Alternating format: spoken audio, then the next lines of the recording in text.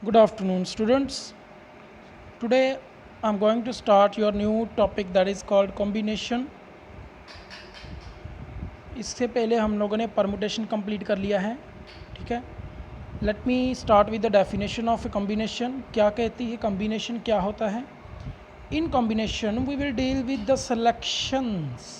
ये इस कॉम्बिनेशन का मेन पॉइंट है. इसी के ऊपर सारा कॉम्बिनेशन डिपेंड करता है, इस वर्ड के ऊपर, सेलेक्शन के ऊपर. Instead of arrangements, instead arrangements. और किसी और वर्ड में, इन अदर वर्ड्स हम बोल सकते हैं, we can say R objects, selecting the R objects from N objects. यहाँ पे सिलेक्शन मैटर कर रहा है, नॉट अरेंजमेंट्स मैटर कर रहा है, ठीक है. Denoted by N C R, जैसे परमुटेशन को करते थे.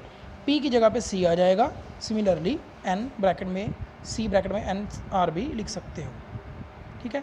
अब देख लेते हैं कि एक्चुअली इन दोनों में मेजर डिफरेंस क्या है, ठीक है. यहाँ से आपको क्लियर हो जाएगा difference between the permutation and combination.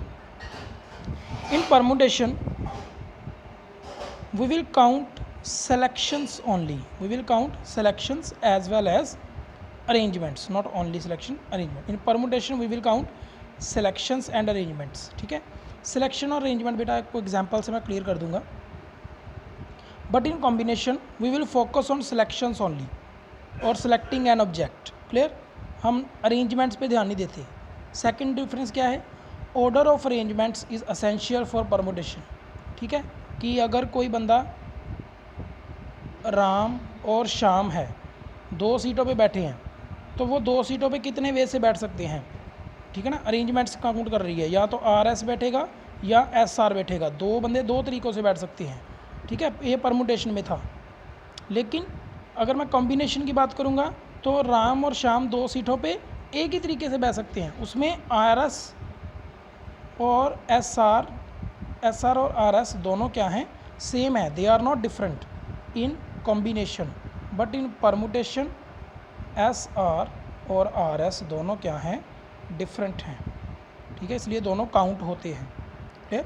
Combination में ये दोनों सेम है, चाहे आप आर एस लिखो चाहे एस आर लिखो, नंबर ऑफ वेज वन ही आएगा. सिलेक्शन का एक ही वे से सिलेक्ट किए जा सकते हैं, ठीक है. ये है इसमें कॉम्बिनेशन और परमुटेशन में मेजर डिफरेंस. एक एग्जांपल देख लेते हैं.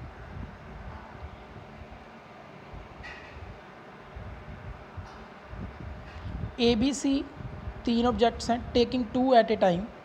परमुटेशन में अगर मैं ऐसे लूँगा इसको, ए बी सी को, इसी स्टेटमेंट को अगर हम परमुटेशन में लेंगे तो कैसे लिखेंगे, ठीक है. तो हम कैसे लिखेंगे? ए बी और बी ए भी काउंट होगा, बी सी और सी बी भी काउंट होगा, ए सी और सी ए भी काउंट होगा. Clear. But in combination A B B A कुछ लिखने की ज़रूरत नहीं है, ए बी बी सी और सी ए. क्लियर. तो कॉम्बिनेशन में A B C taking two at a time तीन वेज हैं, और परमुटेशन में A B C taking two at a time 6 ways हैं. क्लियर एवरीवन, ठीक है. तो एक्चुअली क्या हुआ है, जो अरेंजमेंट्स था वो क्या हो गया है? डिवाइड हो गया है. 6 ये परमुटेशन का था, 6 को अरेंजमेंट, दो ऑब्जेक्ट्स को कितने वेज से अरेंज किया जा सकता है? 2 वेज से. सो 3 नंबर ऑफ वेज आएंगे कॉम्बिनेशन के. क्लियर. तो जो भी आर का फैक्टोरियल होगा आपका, उसके साथ हम क्या कर देंगे? परमुटेशन को डिवाइड कर देंगे. ये आपके रिलेशन में भी आगे क्लियर हो जाएगा आपको, ठीक है.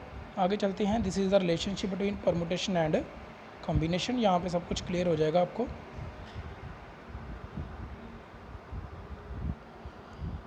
देखो एन सी आर, ये आपका कॉम्बिनेशन. अगर मैं उसमें अरेंजमेंट्स मल्टीप्लाई कर दूँ तो N it will give you permutation. Clear. So N C R किसके इक्वल आया? परमुटेशंस डिवाइडेड बाय जितने उसके अरेंजमेंट्स थे. क्लियर. आप इसको सॉल्व करोगे, you will get the formula of combination, ठीक है. तो एन सी आर का फार्मूला क्या निकल के आ रहा है हमारे पास? दैट इज़ आपने आर एन का फैक्टोरियल करना है, और ये हो गया आपका एन माइनस आर, या परमुटेशन का फार्मूला. इसमें आर का फैक्टोरियल भी मल्टीप्लाई होगा. Clear everyone. So this is the formula for combination. ये आपने याद रखना है formula. Clear everyone. You can take a screenshot also. और हम इसको इस तरह से भी लिख सकते हैं. लिखने के स्टाइल डिफरेंट हैं, आप कोई भी अच्छी तरह से चूज़ कर सकते हो. मोस्टली हम इसी को फॉलो करते हैं. N factorial over R factorial into N minus R factorial, और फैक्टोरियल को ऐसे भी शो किया जाता है, ठीक है, दोनों के दोनों कैसे भी लिख सकते हो आप। सो ये तो होगी डेफिनेशन और रिप्रेजेंटेशन ऑफ ए कॉम्बिनेशन। अब बात करते हैं इसके कुछ इंपॉर्टेंट रिजल्ट्स के बारे में जो हमें प्रॉब्लम सॉल्व करने में हेल्प करेंगे, ठीक है।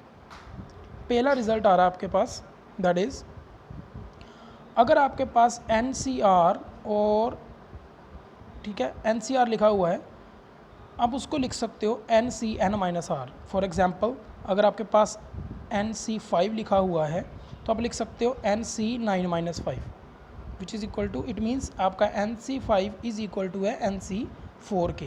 Clear everyone? ये प्रूव भी हो सकता है, हमने यहाँ पे प्रूव भी कर दिया है। NCN-R का फार्मूला ओपन कर दो कॉम्बिनेशन का, N फैक्टोरियल, अब आपका R ये सारा का सारा है, दैट इज़ दिस का फैक्टोरियल, और दिस माइनस N-R का फैक्टोरियल, ठीक है, माइनस माइनस प्लस R हो जाएगा। Again you will get this formula, this is the formula of the NCR। तो दोनों के दोनों क्या हैं, सेम रहेंगे। क्लियर? तो अगर आपको क्वेश्चन में आता है NC3 लिखा हुआ है तो आप उसको 7C3 लिखा हुआ है तो आप उसको 7C4 भी लिख सकते हो, ठीक है। अगर लिखा है 15C13 तो आप उसको लिख सकते हो 15C, 15 माइनस 13 कितना हो गया, 2। तो ये दोनों आप इसकी जगह पे ये भी लिख सकते हो। Clear? But this is possible in combination only, not in permutation. Clear everyone? आगे देख लेते हैं सेकंड रिजल्ट क्या आ रहा है। NCR प्लस NCR-1, मतलब कि आपका जो number of terms taken at a time है वो अगर एक यहाँ पर आ रहा है तो एक उससे कम है और ऊपर total number of terms same है। अगर ऐसी टर्म्स अगर ऐड हो रही हों तो आप लिख सकते हो टोटल नंबर ऑफ टर्म्स में एक ऐड करके इसकी बड़ी टर्म, ठीक है। For example 10C5 plus 10C4, अगर मैं इस फार्मूले को याद कर लेता हूँ तो क्या बनेगा, 10 में एक ऐड हो जाना है, दैट इज़ 11, और इन दोनों में से जो बड़ा है 5 वो पैर में। सो अगर आपके पास ऐसा सम आता है, टर्म आता है, तो आप उसको ऐसे भी लिख सकते हो 11C5, ठीक है। तो ये रिजल्ट्स आपने याद रखने हैं, these are the formulas for dealing with the combination problems. This is very important result. Third one क्या है कि अगर आपके पैर में NCX है और NCY है, ठीक है, नंबर ऑफ टर्म्स सेम है लेकिन यहाँ पे X और Y है और ये दोनों के बीच में इक्वेलिटी का साइन है, ये दोनों के बीच में क्या साइन है, इक्वेलिटी का। तो ये अंडरस्टूड है। क्लियर? क्योंकि हमने पहले कहा था कि अगर अगर आपके पास मैं बोल देता हूँ 9C4 is equal to 9C5, तो इट मीन्स 9 इसे बना है 4 + 5 करके, ठीक है। सो this is your result. Actually आपने ये याद रखना है मेन कि अगर X और Y अलग अलग हैं और बीच में इक्वालिटी का साइन है और नंबर ऑफ टर्म सेम है तो आपका जो N है वो किसके इक्वल आएगा, X + Y के, ठीक है, जैसे कि यहाँ पर है। क्लियर? अगर आपको क्वेश्चन आ सकता है ऐसे कि फाइंड N फाइंड करो if NC3 is equal to NC11, ठीक है। तो आप सिंपली लिख सकते हो N किसके इक्वल है, 3 + 11 that is equal to 14। Clear? So इस तरह के क्वेश्चंस आप लोग डील करोगे। This is very important example. Next देख लेते हैं आपका फोर्थ रिजल्ट। ये इसकी ज़्यादा इम्प्लीकेशन आती नहीं है लेकिन फिर भी मैंने बता दिया कि अगर आपको टोटल नंबर ऑफ़ वेज निकालने सिलेक्शंस के, ठीक है, आर टर्म्स, ठीक है, all the terms taken 1 by 1, ठीक है। पहली बार में 1 ले ली, फिर दूसरी बार में 2 ले ली, तीसरी बार में 3 ले ली, चौथी बार में सारी ले ली एट N की N, तो इन सभी को सम जो होगा वो इक्वल टू होगा 2⁻n-1 के। क्लियर? ये भी आपने एक रिज़ल्ट याद रखना है अगर आपको MCQ में मिल जाता है तो। क्लियर? अब इसकी कुछ प्रॉब्लम्स के साथ डील कर लेते हैं कॉम्बिनेशन की। This is just the basic problems जैसे हमने परमुटेशन का फर्स्ट वीडियो में किया था।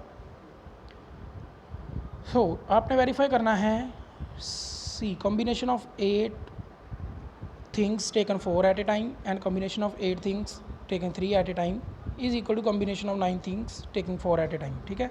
तो अगर आप इसको ध्यान से देखो तो ये आपका रिजल्ट ही बन रहा है जो हमने याद कर लिया था पीछे, ठीक है। ये एक बड़ा है उससे, 3 से 4 एक बड़ा है, ठीक है। तो ये आपका ये रिज़ल्ट चलेगा NCR plus NCR-1 is equal to N + 1 CR, ठीक है। तो आप डायरेक्टली भी लिख सकते हैं ये प्रूव हो गया, ठीक है। तो अभी इसी रिजल्ट को हम प्रूव करने वाले हैं यहाँ पे, क्लियर। तो देख लेते हैं, 1 बाय 1 सॉल्व करेंगे इसको। पहले लेफ्ट हैंड साइड को सॉल्व कर लो, फार्मूला लगाओ 8C4 का, ये फार्मूला लग गया। 8C3 का फार्मूला लग गया। 8 - 4 4, 8 - 3 5। तो इसको 8 को 4 तक ओपन कर लो। 8 7 6 5, 4 का फैक्टोरियल, इसको छोड़ दो। 4 के फैक्टोरियल के साथ 4 का फैक्टोरियल ओपन हो जाएगा, कट जाएगा, सॉरी। और 4 के फैक्टोरियल ये वाला है जो कट नहीं सकता, इसको हमने ऐसे ही ओपन कर देना है। 4 3 2।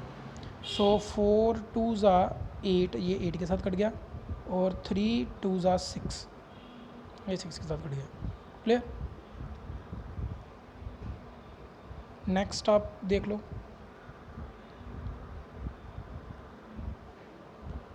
यहाँ पे मैंने 5 बड़ा है तो मैंने इसको 5 के फैक्टोरियल तक ले आया हूँ। 8 7 6, 5 का फैक्टोरियल, 5 के फैक्टोरियल के साथ 5 का फैक्टोरियल कट जाएगा।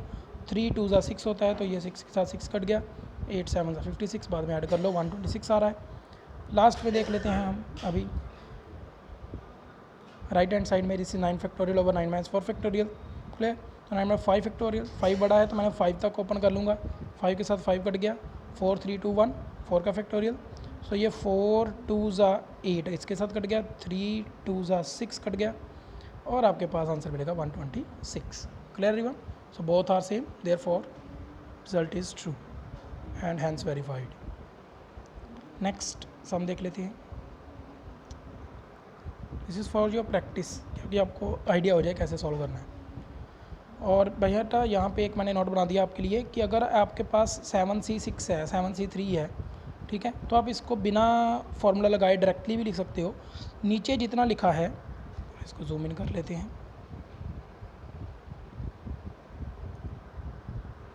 सी नीचे लिखा है 3, तो 7 को 3 तक ओपन कर दो। 7 को 3 तक ओपन मीन्स कि 3 टर्म्स लिखनी है यहाँ पे, 7 6 और 5, 3 टर्म्स लिख दी। और नीचे 3 को ओपन कर दो फैक्टोरियल को, 3 2 1, दैट्स इट। ये हो जाएगा आपका 7C3, क्लियर। तो बार बार फार्मूला लगाने की ज़रूरत भी नहीं है। अगर आपको डायरेक्टली ओपन करना चाहते हो तो आप डायरेक्टली भी कर सकते हो। लेटर से अगर लिखा है 9C4, तो आपको 9 को 4 टर्म्स लिखनी है 9 के पीछे।